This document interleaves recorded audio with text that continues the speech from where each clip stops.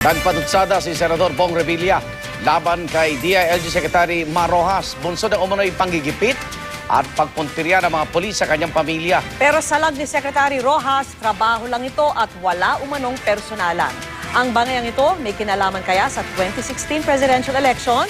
Saksi si June Veneracion.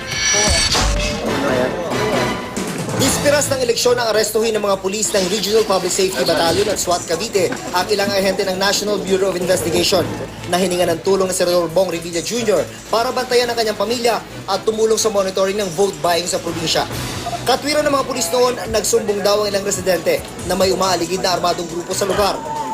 Tuloy-tuloy ang tensyon hanggang sa araw ng eleksyon nang pagkukumpiskahin ng mga pulis ang mga matataas na kalibre ng armas tulad ng armored rifle at AK-47 sa sasakyan ng mga NBI agent na nasa labas ng Revilla compound. Pero bigo na silang pasukin ng compound matapos di mabigyan ng search warrant. Kaya ang mga huwes sa Cavite, pinagpapaliwanag ni Interior Secretary Mar Rojas. Daing tuloy ni Revilla, martial law raw ba ito? Panahon na raw ba ng Mar Rojas Law? Tanong pa ng Senador, sinasabi raw ba ni Rojas na hindi man lang abogado na mali ang mga huwes at siyata mga pulis tamang ang tama? Di rin daw maintindihan ni Revilla kung bakit pinupundirya umano ni Rojas ang kanyang pamilya at tila na may personal pa. Pero git ni Rojas na siyang nakakasawang sa pulisya bilang Interior Secretary, wala umanong dahilan para personalin niya si Revilla. Baka nasa sa isip lang niya yan o baka eksena sa sine ang naiisip lang. Tataka ako dahil wala namang pelikula na pinopromote, no? Ayon pa sa kalihim, sinundan lang daw ng mga pulis ang mga namataang may hawak na matataas na kalibre ng baril na pumasok umano sa Revilla compound. Walang sinisino ang batas, no?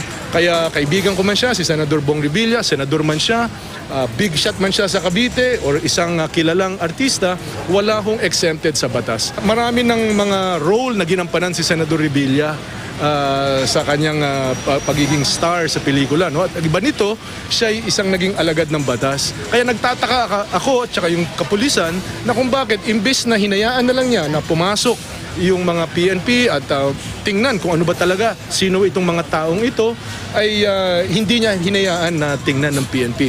Hindi pa kami napaunlakan ng panayam ni Revilla, pero pinalagan na ng kanyang abogado ang pahayag ni Rojas. Pag sinabi mong script, nagkikreate ka lang ng istorya, hindi ka back up by documents. Ito, April 6 pa I started documenting the harassment and intimidating acts. And they're all committed by this group of PNP elements. Nitong eleksyon ay tumakbo at nanalong vice-gobernador ng Cavite ang anak ng senador na si Jolo Revilla laban sa anak ng senador Martin Lacson na si Jay na pambato ng Liberal Party ni Rojas. Bago nito, lumutang na rin ang posibilidad na gawing pambato ng lakas si Revilla sa 2016 presidential elections na maugong na target din umano ni Rojas bukod pa ni Vice President Jojo Marbinay. Pero tuloy dito ng kampo ni Revilla.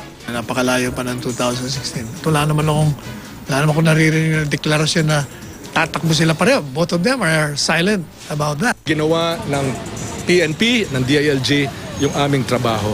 Anong pagpapersonal dyan? June Veneracion ang inyong saksi.